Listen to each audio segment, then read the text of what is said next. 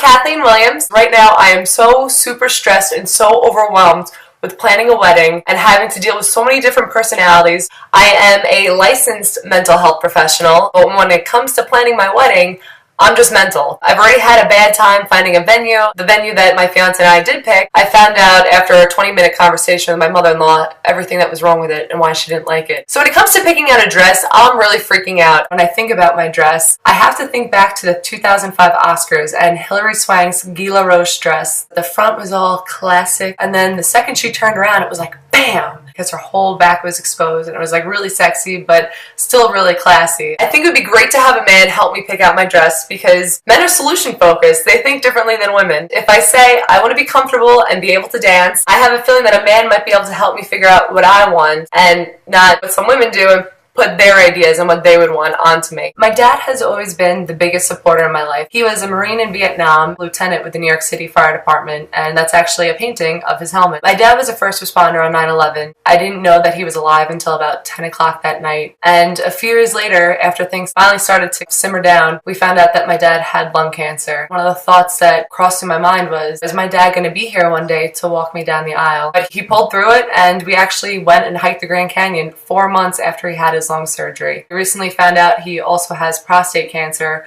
which is a result of the Agent Orange exposure. I really appreciate the fact that he's still around, and I definitely don't take him for granted. He's really an inspirational person and probably the person closest to my heart.